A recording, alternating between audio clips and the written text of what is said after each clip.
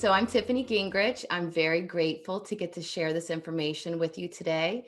And so I am a transformational mindset coach. Like Isa said, my background is in psychology and also in NLP. NLP stands for neuro linguistic programming, which is the study of the languaging going on in our mind all day, everything going on in the mind that's controlling all of our behavior. So before I get into my presentation, I just want to touch briefly on mental health. So next month, May, is Mental Health Awareness Month. This is extra important for entrepreneurs. So entrepreneurs are 50% more likely to have mental health issues. We experience burnout. About 63% of entrepreneurs experience burnout. About 59% of them are living with anxiety, and about 47% are living with depression. Now, there's a lot of factors that goes into why entrepreneurs are experiencing more mental health issues than the regular person or a person who works a 9-to-5 job. I've put some of the factors here, but obviously there's constant financial uncertainty. There can be greater work stress. We can work a lot longer hours. There's like chronic uncertainty going on. Often it's socially isolating. It can put stress on our relationships. Often we don't prioritize access to healthcare. It can be an extra expense for entrepreneurs. So often they're not able to actually get the healthcare that they need. And also this last part, this impression management, as the leader of our own businesses, often we find it very difficult to show our weak and vulnerable sides because we're trying to be the leader. So, and this can create patterns of shame in someone's life. So I just want to say, if you are experiencing any symptoms of depression or any thoughts of suicide, here is a hotline that you can call. But our mental health is very important, and to just get support when needed. But I say all of that to now go into what I normally present about, and that's about mindset. I just like to differentiate. I'm not a mental health professional. I am a coach. And so, I only have my bachelor's in psychology. So anything mental health related would need to go to a professional, like a therapist, a counselor, a social worker, a psychologist, or a psychiatrist. So those would be the appropriate avenues for mental health. So I work with a lot of people who get stuck in business and life. And this word stuck comes up in like all of my interviews with people. They always say, I just feel stuck. And so these are the main reasons that people do feel stuck in mindset and business. Often we find that we have old limiting beliefs, and these are just beliefs that we believe about ourselves that are limiting us. We can only go so far because of what we were taught we were able to do in life.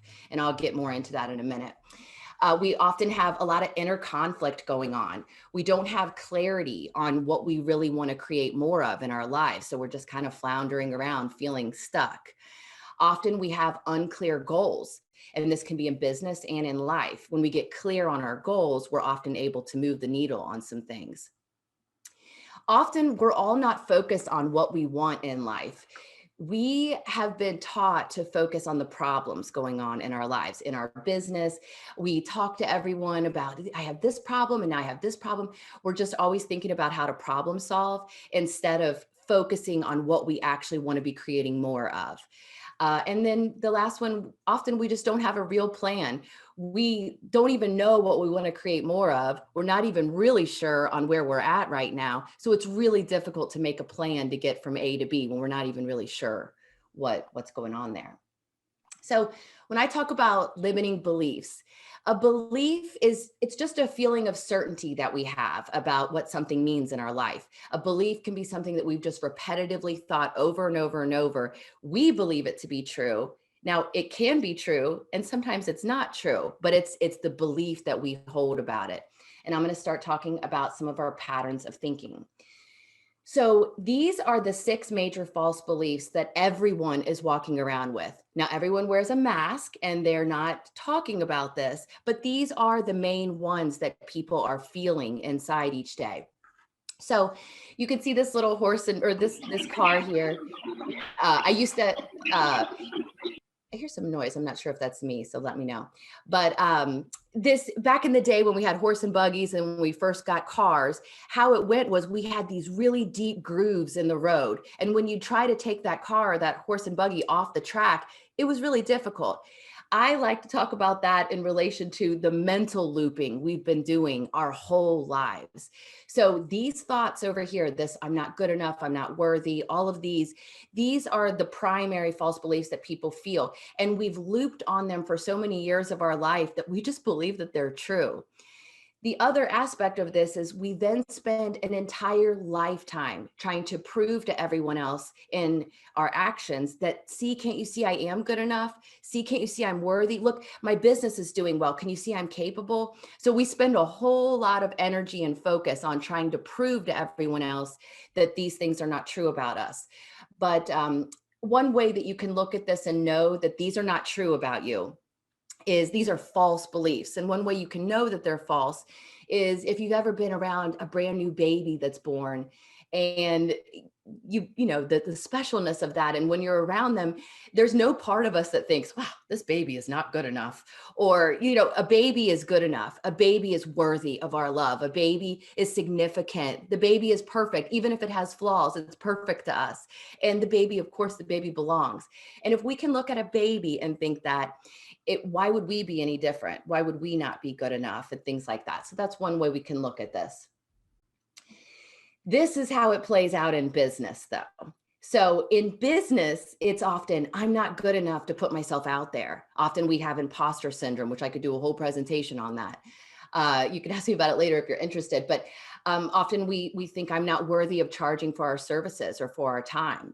Often we think we're not capable of learning new technology or new methods. And actually, that's a false belief. They've done all these studies in people in their 70s and 80s, and they are 100% capable and able to learn new technology. Just an old belief we have that we can't learn new technology. Often we think about our work isn't good enough. We have hyper achievement. We have perfectionism of always thinking, oh, I'm too imperfect. There's a flaw. We often experience scarcity, thinking there just isn't enough. There isn't enough for her and for me. We often think we're not ready. So we spend a great deal of time getting more education, more credentials, more things to prove to the world that we're good enough to do what we want to do. We often think that our ideas are not good enough, and we compare ourselves to what other people are doing. So we've been creating our lives by default. This is unconsciously just living our lives, never really examining what's going on. So this is where the power of the subconscious mind comes in. The reason that these practices work is because we create conscious awareness. And in that awareness, that is the step one. So that's what I'm going to bring you today, is a little bit more awareness about what's going on in your subconscious mind. So here's the 3 levels of consciousness. I'm sure you've seen and heard about this before, but obviously the only part that we see above the water is the conscious mind. This is 5% of our brain. Everything else is below the surface. So it's pretty important to examine what's going on under the surface. So here we have our conscious mind. So this is right up here in the prefrontal cortex. This is where all executive functioning is going on. This is right now when you're thinking and you're choosing to direct your focus onto this presentation. That's with our conscious mind. It's where awareness lives. It's where logic and reason live. And then we have our unconscious mind. So this is where processes are happening in the body automatically, like breathing, digestion. This is what's regulating our fight or flight response. All of this is going on without us having any awareness of it. And then we get into the subconscious mind. So this is 95% of all of our behavior. So this is the subconscious mind. It takes everything very personally. So I do like to touch on the fact that whenever we're speaking about anyone else, the subconscious mind thinks we're talking about ourselves. So if we happen to be gossiping, which also that's a part of the human condition, it's okay. Everyone has done it. But when we do that, it's actually a very negative consequence that we experience for ourselves. Because if we're saying she's so this and so this, what the brain is hearing is that we are, because in a subconscious mind, we're all connected. There is no her or there's no, separation. And also the subconscious mind, it takes direction very well, which is awesome because that means that we can actually give it new directions.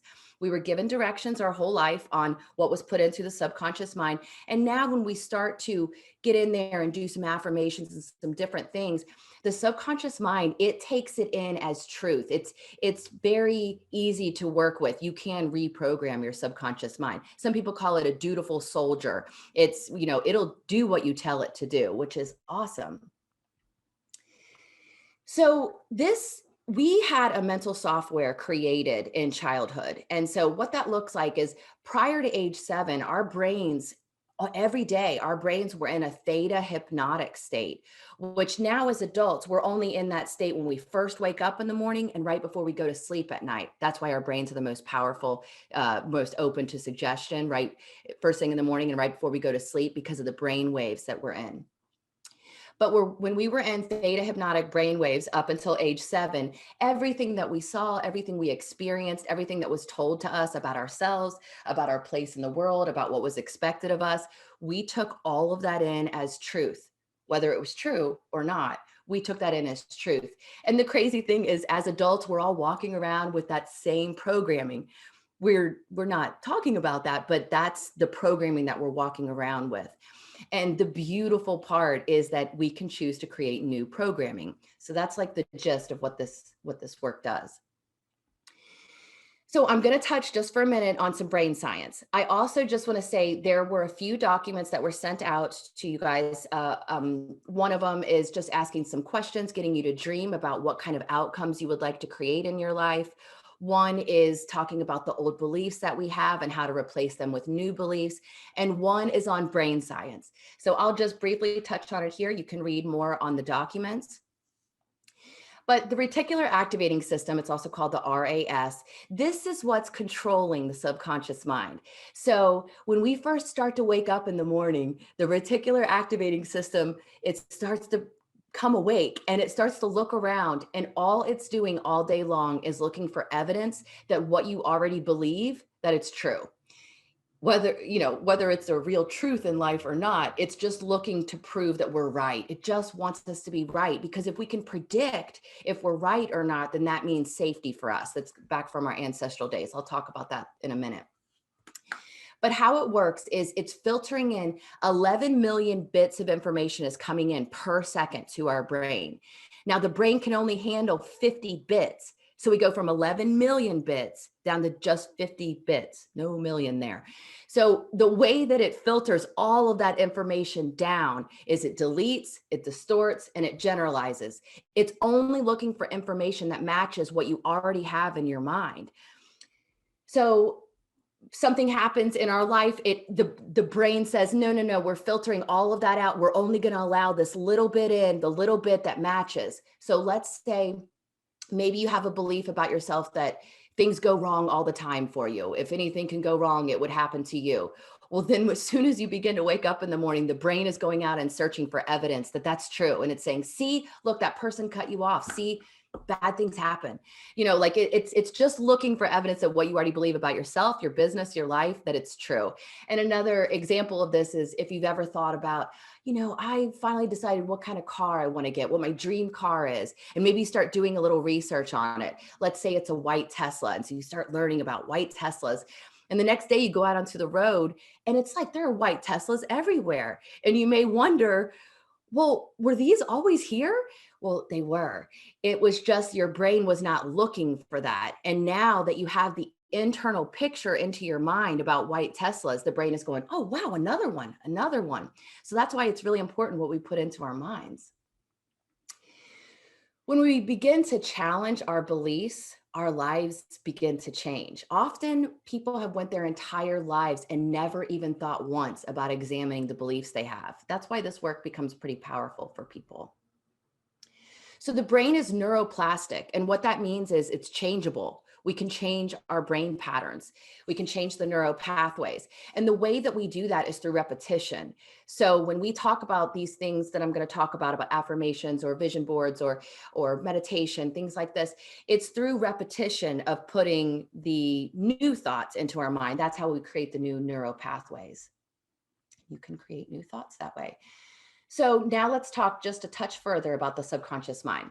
So humans, we're all thinking about 60 to 70,000 thoughts per day.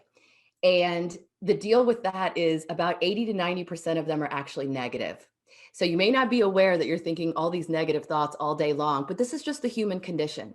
This is normal. So 60 to 70,000 thoughts per day, 80 to 90% of them are all negative. And this is due to something called a negativity bias. Back in our ancient prehistorical days, what happened was if we could accurately predict that there was danger, that we could predict there was an animal that was going to come get us, then we survived. So the ones that were up on the hill meditating and so peaceful and calm, well, they were eaten. They did not make it. And the ones who made it were really hyper vigilant and scared. And those are the ones that, that's how it went over the years. So that's why today we have 80, 90% of our thoughts being negative.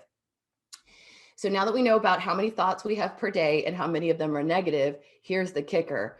From day to day, 90% of our thoughts are the exact same thoughts that we had the day before. So it becomes pretty powerful to examine our thoughts. I'm going to go through these slides pretty quickly, and I'm sure you'll have access to some of it later, but I just like to talk for a minute about manifestation, because manifestation, a lot of people associate that word with like woo-woo, new age, really out there stuff. I look at it from a science background, and the word manifest just simply means to bring into our reality. And the way that that's done is by focusing on what we want, focusing on who we want to show up as, and just getting focused on a new goal in our life. That is manifestation, and it's science. There have been countless studies done on this. I could do a whole presentation on that as well. The law of attraction, that's another thing. People associate manifestation with the law of attraction. This is ancient stuff. Isaac Newton says that he came up with the 12 universal laws, but there's actually a lot of evidence that this was ancient wisdom. The ancients knew this deep wisdom, and the law of attraction is a part of it. So I just tell you that to tell you manifestation, this is the real deal. Law of attraction, this is not just people talking. This is actually science. One way that you can know that it's real and that it's science is through the placebo effect. So I'm sure most of you are familiar with it, but maybe there might be some people that aren't. And the placebo effect is when a medication is getting ready to be approved, the only stipulation for it to be approved, it just has to be more powerful than the placebo group. And what I mean by that, they have two groups. One group is taking the real medication to see if it helps their symptoms. The other group is taking a sugar pill. There's nothing in it. That's the placebo group. If the placebo group, it usually has about 12% of what they think that pill they're taking is working. So the medication just has to be more powerful than the placebo group to be approved, which is wild. But what is that placebo effect? What is it that we believe this pill we're taking is going to relieve our symptoms, and then it does? That's powerful. That's going on in the mind.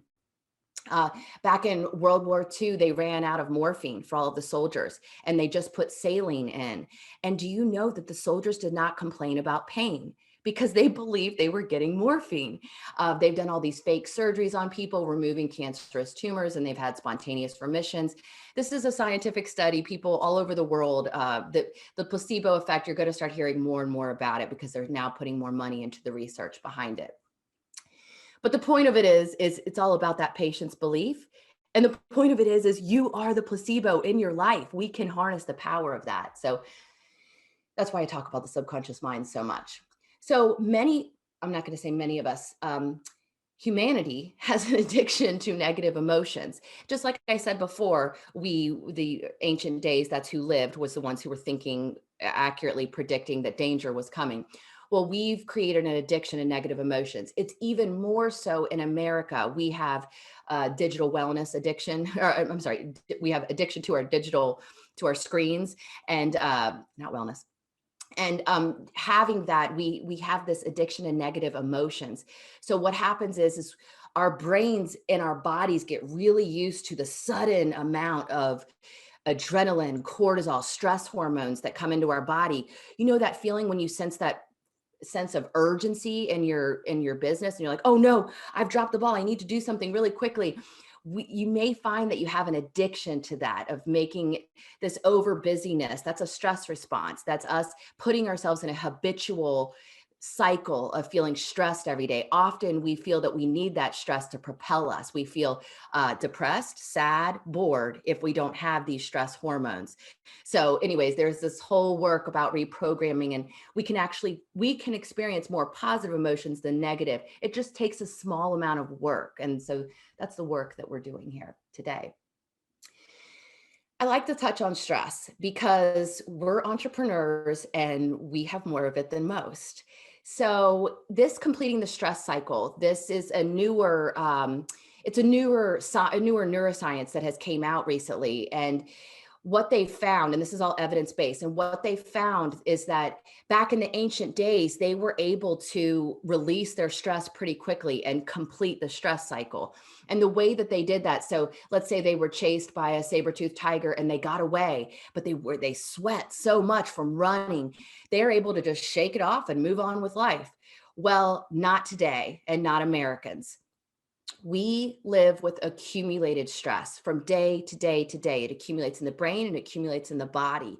And without completing the stress cycle, and these are the ways that we complete the stress cycle, without doing that, it accumulates and leads to disease and other mental health issues.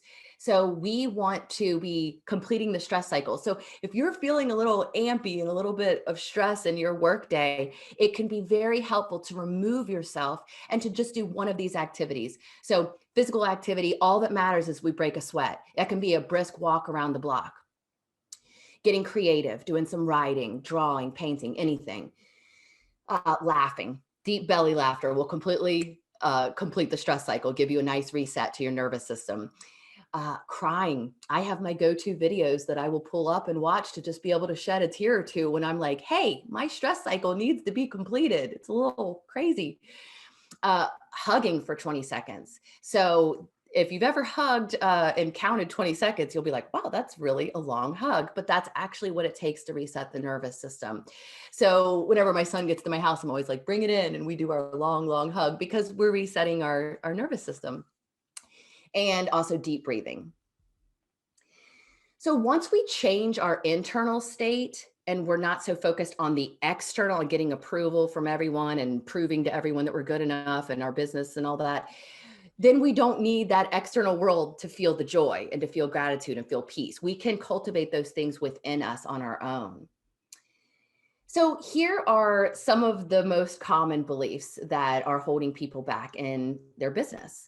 So these are the things that keep us from taking a risk. We're like, oh my God, I might fail, and I probably don't deserve success anyway. And am I worthy? And all of these things. So you can figure out which of these you identify the most with. But these are what keep us stuck in self-sabotaging cycles. This is what keeps us from taking a risk, taking a chance, and putting ourselves out there.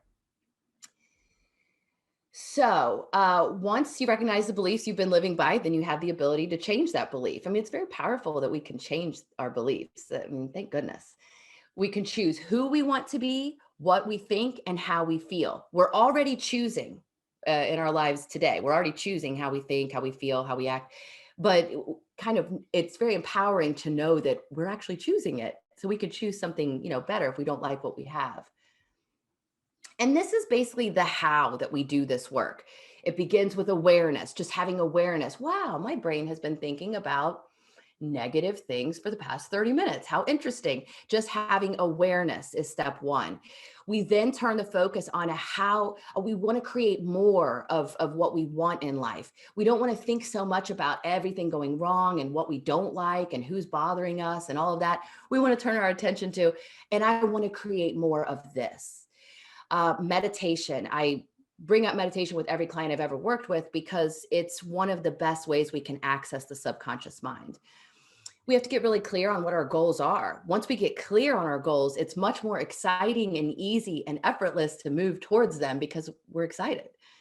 The languaging going on in our mind, but also the languaging. Think of how you speak about yourself to other people. Think about, do you say, I'm just so overwhelmed all of the time, or frustrated, or the languaging that we use has a lot of power. So just having awareness around the languaging and starting to talk about, we all bond by talking about what's going wrong in our lives and it's self-deprecating humor of, well, me, I'm such a mess. Well, the brain hears that, and we want to speak about ourselves in a loving, kind way. Uh, we want to talk about what we want instead of talking about our problems. We want to talk about, like, yeah, and I'm starting to do this new thing and I'm getting excited about it. We want to feel the feelings that it would feel to create those wonderful outcomes. And that's something I might touch on that later. Imagery, the subconscious mind works in imagery. So that's why vision boards and things like that are so important. And I have a slide about vision boards. And the last step here, this is the step that a lot of people miss, is we do have to take some action. So we can do all the, thinking about our thoughts and all these things and meditate and all that, but it does require to take some action to move the needle towards our goals. So I like to talk about the personal resources that we already have within us. We all have them. They're different for each person. But, think about some of the personal resources that you have as an entrepreneur. I spoke about all of the negative things that entrepreneurs go through, but and why we have more mental health issues than most. But I don't think I got to the part of there's actually a gift in that for us. There are aspects of our personalities and the way that we view the world. We are more inclined to take a risk. We are more inclined to work hard and do what it takes to get to our goals. We have certain personality traits that 9 to 5 people do not have, that make us successful in business and make us, it becomes a passion for us. And other people are like, I just want to do a 9 to 5 and go home. And we're like, no, we want to create and all of that. So anyways, these personal resources can really serve us. And so when I'm working with someone and they're saying, oh, I just don't know if I could create that, the deal is you already have everything within you that you could use to create what you want to create. You have the confidence, the intelligence, maybe your brain will think, oh, I know I could contact this certain group, or I could join this, or the Women's Business Center, or things like that. Like, you have the resources you need within. It's just tapping into those resources. You may not even be aware of what your resources are. You may be extremely hardworking, organized, friendly, and not even really be aware that those are powerful resources. We want to harness those and use those.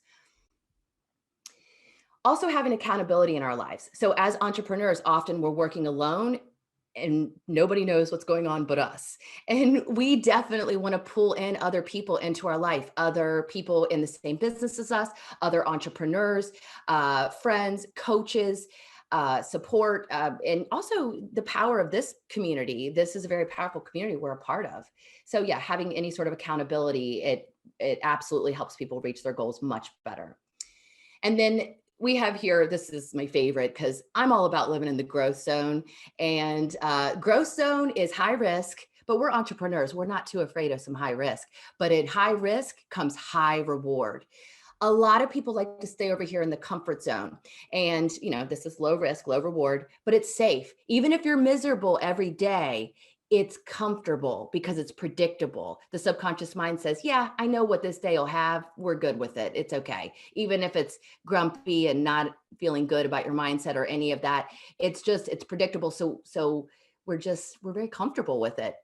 But getting over here into the growth zone, whoo, that is when it's like, you feel really alive. And it's wonderful. Okay, and this is just a really quick formula in personal development work. The C stands for cause, the E stands for effect. And the whole idea is living at cause in our life is greater than living at the effect of everything else. So we could all live at the effect of what's going on the news, what's going on in the world, fear, somebody cuts me off in traffic, somebody sends me a nasty email, things like that.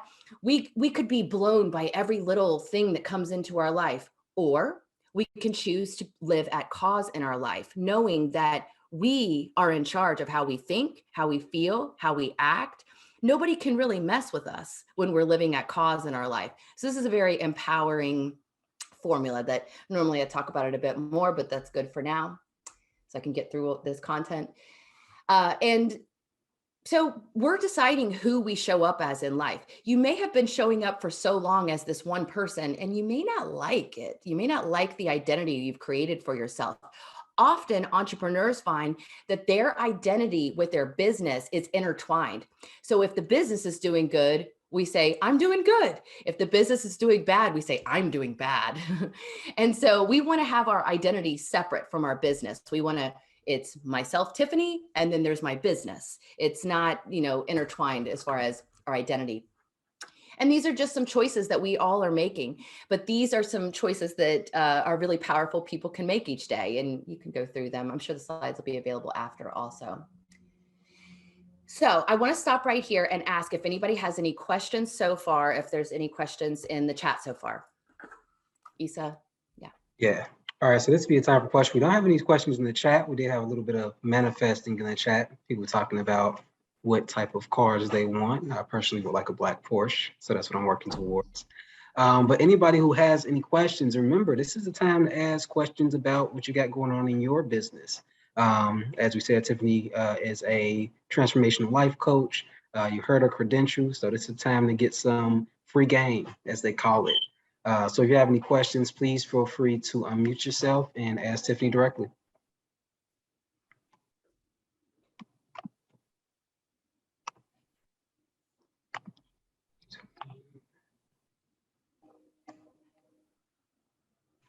Let me see, but while we wait for some people to unmute, I did have some things that came across my mind. Can you go back to the cycle graph, the comfort zone graph?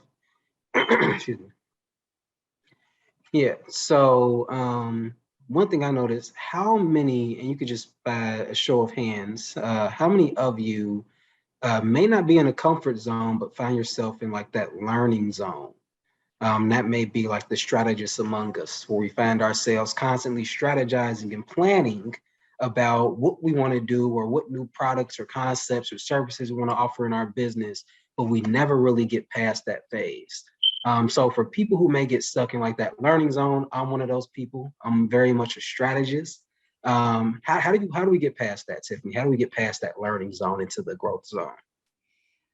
I tell you, I live there also often. And I have to really push myself out, and everyone does. I mean, unless you're like, a sociopath or something, but most of us, I mean, it's normal to have some fear to really put yourself out there because it's just keeping us safe. And we're very afraid of other people's judgments. And one thing that I've found that has helped people is really just kind of accepting the fact that in order to live in the growth zone, there will be an element of discomfort. It is uncomfortable. And just kind of like, for me, I know that when I can accept that and go, I accept that this is uncomfortable right now. I'm really kind of terrified, and I'm going to do it because I want to grow. It's making that deeper decision. It's a choice. Am I going to stay where I'm at? Or do I want to really get out there and risk criticism, but go ahead and grow? Yeah. And also the awareness that we've been stuck in the learning zone and just gathering credentials and education and all of that, and just the awareness of like, oh, wow, I am doing that. That's interesting. Good to know. We had one question in the chat. That's a little bit unrelated to the topic, but it asks, which is the best business license to start with? To that question, I'll kind of touch on that just a little bit. It depends on your business structure and your goals. The safest business structure to start with is typically a LLC. It's limited liability corporation. It is exactly what it says. It limits your liability as a business, but it depends on your business structure, your partner setup. There are a whole wide array of things that goes into that decision of what business structure to start with. So I would suggest reaching out to your local WBC, Cleveland, Columbus, Portsmouth, Cincinnati, whichever one is in your area, and we can have more in-depth conversations about that. Neva, I believe that you had a question. Yes, actually, I just had a comment. Tiffany, you're awesome, by the way. Thank you very much. I just wanted to speak on the comfort zone. As an entrepreneur, I spend a lot of time between that fear and learning zone. And just going back to that accountability, like, I can't do this by myself. Like, I have to have a team of people around me, both professionally and personally, because otherwise I would never get out of my comfort zone. Those are the people I like to have around me that push me into that growth zone. It makes me not so afraid to go and learn what I need to learn and then push myself to that place where I'm growing as a business owner. So thank you for that. I really appreciate it. Thank you. That's great. Thanks. And then we had a question from Jennifer in the chat. She asked, any suggestions on people that are disorganized or chaotic? The worst for an entrepreneur. Actually, entrepreneurs have much higher levels of ADHD than most. And so we're kind of used to juggling like a lot of different things at once. And so I would say welcome to the club, because a lot of us have experienced a lot of those things of feeling scattered and disorganized and things like that. So that's a function of being an entrepreneur sometimes. And I would, in my personal experience with that, because that's something I've definitely dealt with. I'm a 7 on the Enneagram, which I didn't talk about the Enneagram today, but we're more scattered than most.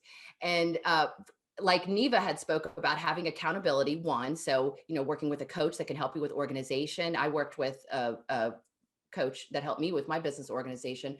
Also having accountability with other coaches, bouncing idea, or other people, other business owners, I'm sorry, bouncing ideas off of them as far as like, how did they structure their business? How did they have methods and systems in place to have organization? Also filling our minds with podcasts and different things that can teach us the tools that we need for that. And then finally, I would say dipping into meditation can really give the clarity we need to kind of know, okay, I need to do this first and this second, so that would be my suggestion.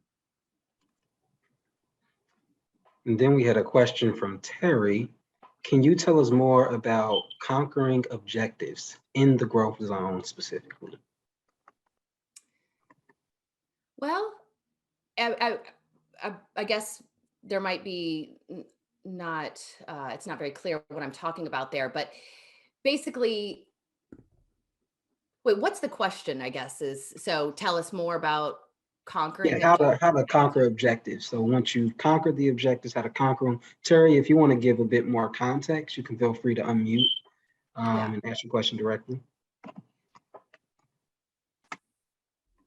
Yes, Tiffany, I just wanted to know what you meant by conquer objectives.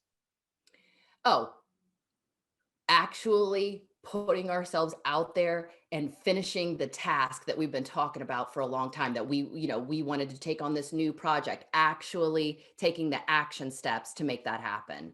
That's what I was referring to there. Yes. Okay. Yeah. Thank Right. you. Thank you.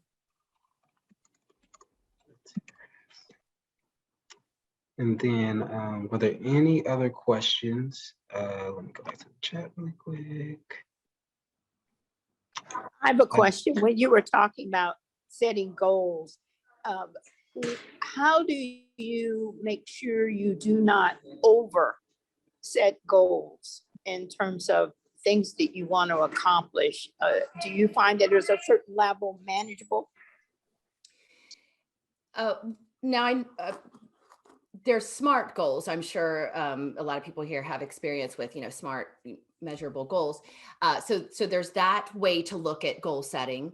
There's also a way of working with someone, because often, like Neva spoke before, it is very difficult to figure out what is too much to put on our own plate ourselves, because being an entrepreneur, we will put too much on our plate. So it's really kind of tough to find out what the truth there is. So again, I would say with meditation, it can become very clear. We tap into our higher self, our inner being, and that we kind of get a little bit more wisdom when we can do that.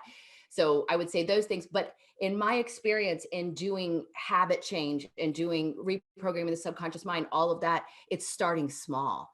We want to make one promise to ourselves, and then we want to keep it. We want to say, this week I'm waking up at this time and I'm not looking at my phone first thing in the morning. And then we want to have the experience of succeeding. Then we can build on more. So that's what I would say, is starting very small, keeping one promise to ourselves, and then building on that with more. And then we had a question from Vicky. Where do you find the right coach? Oh, man, I've had amazing coaches. Wow. I tell you, for me, I did that through different groups and being a part of groups and asking around and referrals, things like that.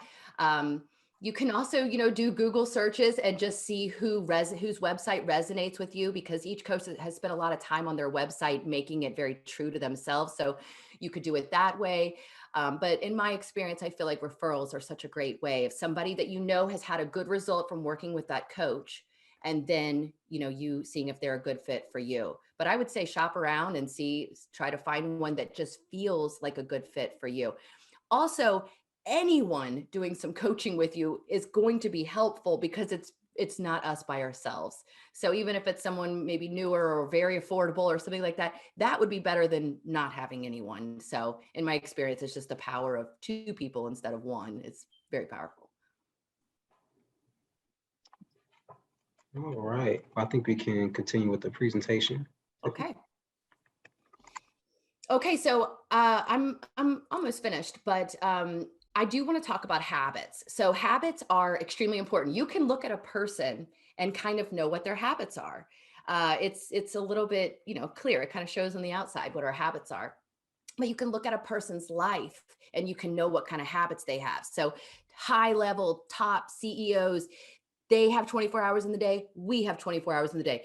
Their habits may look very different. And so our habits are extremely important. That's how we reach our goals.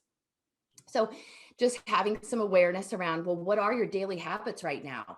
If you did a time audit and looked at where all of your time is going habitually, is it 2 hours a night on Netflix? Is it, so these things, our daily habits are super important. And also, where did you learn your habits? Because most likely you have the habits that your parents or your caretakers had when you were young. And the coolest thing is we can change our habits. So, but it begins with awareness, just like everything else. And also in who we are being in our habits, as far as if I want to show up and be, this person that is X, Y, and Z, then my habits need to align with a person that has X, Y, and Z, how they would show up in life. What would their habits look like? So here's a diagram of how habits actually work. We often get cued.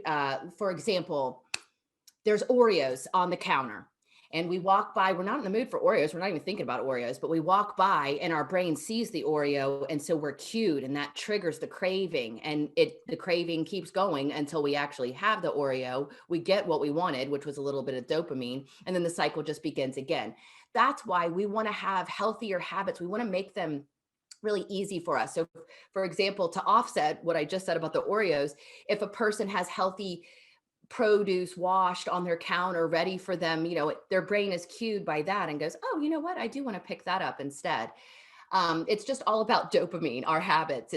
It's about the cue, craving, response, and reward. And so I'm not going to go too deep into that, but this is a great book. It's called Atomic Habits by James Clear. And he just talks about how we can trigger good habits for our lives. We want to make it obvious. For example, maybe you're a person who wants to start exercising more. And so you keep your shoes right next to the door, your walking shoes right next to the door, so that maybe you wear exercise clothes while you're working during the day, and so that you can really effortlessly transition from your work day into exercising. We want to make them obvious. We want to make them easy, attractive, and satisfying. So this is just an overview of how to do habit change. But now let's get into the actual habits of reprogramming the subconscious mind, of getting your mindset to be where you want it to be for your business. One of the habits is affirmations. So affirmations, again, people associate that word with woo-woo, new age science and all that. And it's not. Affirmations is just something very useful we can use for the brain.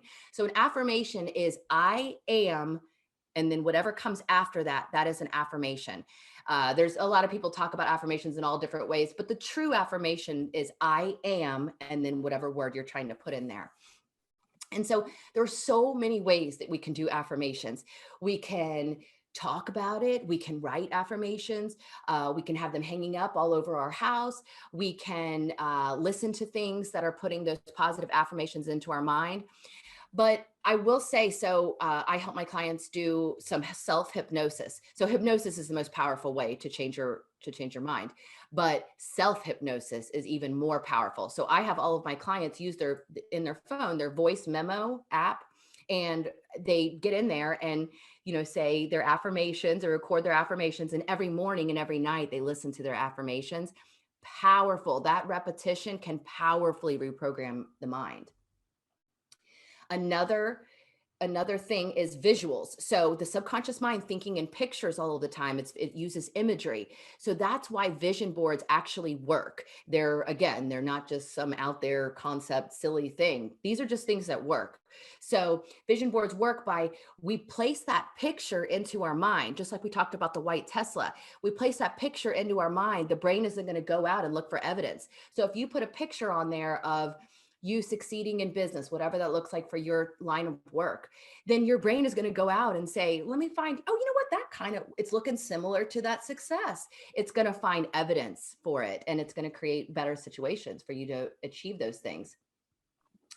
Also, meditation and breath work. These are incredibly powerful, important tools as a human being. I mean, it's just important. Now, not everyone's doing it, and it's very often overlooked, but I'm seeing psychology is changing. The field of psychology, it is moving more into a modern psychology field where these things are actually valued. And even doctors, psychiatrists, psychologists are even saying you may want to think about these other things too, because they're seeing the value in them. So modern psychology does touch on this. Old psychology does not.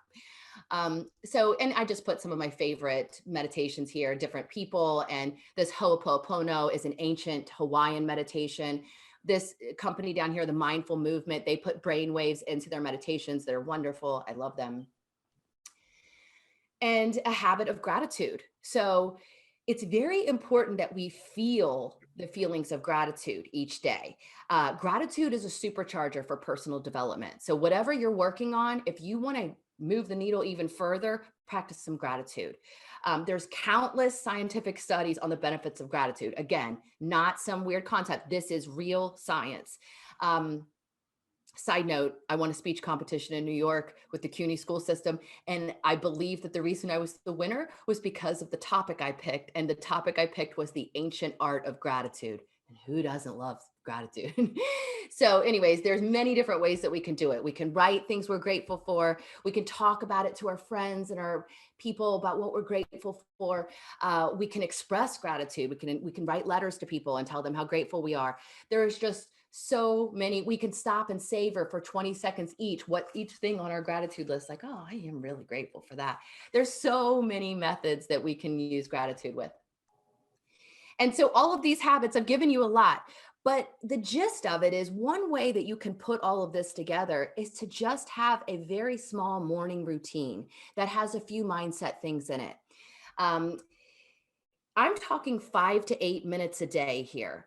So resistance to change will come up. When you start to work on your mindset, the brain will say, no, let's just do what we've always done. It's safer. There's no risks. I'm scared. Shut it down. So the resistance that comes up is just the brain trying to protect us and trying to get us back to, doing what we've always done. But the way that we offset that is just with these habits, using it for 5 to 8 minutes a day. This is from research. This is all it takes: 5 to 8 minutes of intentional time each morning working on our mindset. And that can be meditation, breath work, gratitude, prioritizing your day, all of those things. And that's how we overcome the mental resistance. You know how the car wants to go back to that looping it's always been on? That's how we overcome it. It's in very consistent, but 5 to 8 minutes a day. And I can't give a talk without just touching on, without these healthy habits, mindset work is kind of like pretty hard. So eating, making sure we have nourishing, nutritious food, making sure we're active, moving our body, any sort of way, moving our body, looking at our stress management, completing the stress cycles like we talked about earlier, making sure we're drinking water, very basic, but making sure we go outside. We're not working 24/7, and that we actually step outside and go see some nature, making sure that we're in a community, whatever that means, whether that's your neighbors, whether that's in business and coaching or in groups. And also digital wellness. So digital wellness is like the I talk a lot about it because this is what is hijacking all of our brains is the screen time. So we want to be very cognizant of what we're allowing into our minds each day. We want to minimize the screen time that we have. And there's all kinds of things you can do on your phone to minimize the time and to have little alarms and alerts that go off. But the point is when we're having screen time, we want that to be inputting good things into our mind, things that are going to help us with our mindset. And the one thing we definitely don't want to do is the very first thing when we first wake up in the morning, almost everyone uses their phone as an alarm, and they just begin by looking at the clock, turning the alarm off, and then going, okay, who's texting me, what's going on. And that gets us down a dopamine spiral first thing in the morning. It can be very difficult to rein it back in after that. So all day long the brain is searching for more dopamine, and it's like, give me a treat, what can I do, for fun, what's happening? And so anyways, we want to treat our minds first thing in the morning with we want to get centered and spend that 5 to 8 minutes working on our mindset before we look at our phone, ideally. So I do talk a lot about digital wellness. And that's really it. You are the powerful creator of your own life, and working on our mindset is how we actually can move the needle on that and feel empowered. And here is some information if you wanted to get in contact with me. So I think we're going to open it up for any more questions.